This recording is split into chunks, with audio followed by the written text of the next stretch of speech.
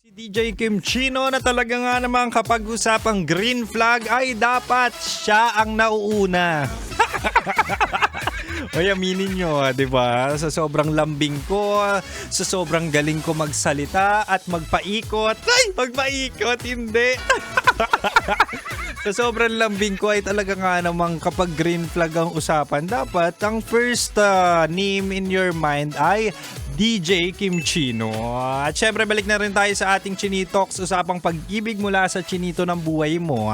At di ba nga gusto kong malinawan ka kung bakit hindi ka makapag-let go. At sabi ko kanina, mahal, ibibigay ko ang kalinawan kung bakit mahal mo pa siya. Ay nako, sinasabi ko sa inyo, yung mga maling taong yan, yung mga nanakit sa'yo, yung mga nanggamit sa'yo, ay talaga nga namang mahal na mahal mo pa rin. Recap na tayo, mahal ha. Sabi ko kanina, una, mahal mo pa kasi sila yung first mo or siya yung first mo, di ba? Kapag first, definitely talagang ang hirap kalimutan. Pwedeng first kiss, first, ano pa ba? Ano ba yung mga first? First holding hands, di ba? First car fun. Ay, sinasabi ko sa inyo. Yung talagang nag-e-enjoy kayo sa road trip, yun yung ibig kong sabihin. O di kaya nagkakainan kayo sa car. Hindi, bakit nag-drive-thru, diba? Yun yung sinasabi natin kanina. Minsan, yung mga first memorable experience mo, lalo na kapag importante yung tao, definitely ang hirap i-let go nung memories and at the same time nung tao. Kaya mahal mo pa. At ang pangalawa naman, mahal mo pa kasi, eto na nga, ginalingan niya masyado. Ang galing niya manlambing, ang galing niya manguto, kumbaga alam niya kung paano kakuhain. Diba?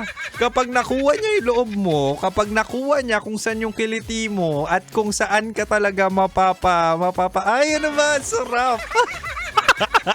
Talaga ang hirap i-let go ng tao. Ang sarap ng pagmamahal, ang sarap ng lambing, 'di ba? Ang sarap ng masahe. Ano ba? Saan ka pa ba nasasarapan? Kung alam niya talaga kung saan yung weakness spot mo, ay talaga sinasabi ko sa inyo. Hindi mo makakalimutan agad yan kahit sinaktan ka pa o kahit trauma ang binigay sa'yo. Yan yung mga dahilan, di ba? At ang pangatlo't panghuli, mahal.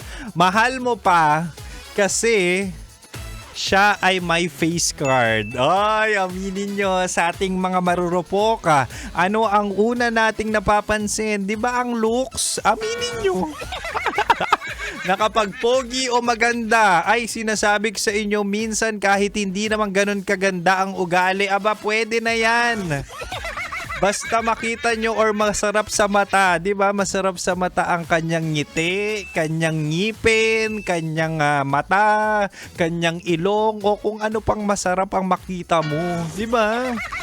At the end of the day, mahal, dun lang tayo sa totoo na minsan talaga ang laking factor kapag may face card. Kumbaga, kung ang ex mo ay may face card, yun na yung standard mo di ba? Huwag ka na magsasettle sa pangit. Diba? Kung magpapaloko ka man lang din, kung lolokohin, sasaktan at talaga nga namang gagamitin ka, dun na tayo sa may face card. At least, kung saktan ka man ulit, ang masasabi mo, okay lang, at least, worth it. Anyway, mahal, at the end of the day, it's up to you kung kailan mo i-let go. But please make sure, no, na during the process ay talaga nga namang mapadali as much as possible para pwede ka na ulit pumasok sa relasyon at willing ka na ulit ibigay ang puso mo at pagmamahal ng buong buo para hindi na syempre hindi na makabiktima or makasakit ka ng ibang tao dahil lang sa past mo, 'di ba? Hirap sa inyo Di pa kayo ready, di pa kayo healed, ay talaga nga namang landi kayo ng landi agad. Anyway, mahal, ako'y sisibat na happy weekend. Mag-ingat kayong lahat. Maraming salamat sa pagmamahal at pakikinig kay Kim Chino. Don't worry, susunod na po sa akin sina Rocketera at Titan Jello sa kanilang programang Rocky's Secret Files with Jello. Kaya mahal, dito ka lang sa 90.7 Love Radio. Kailangan pa bang i-memorize yan? Basic!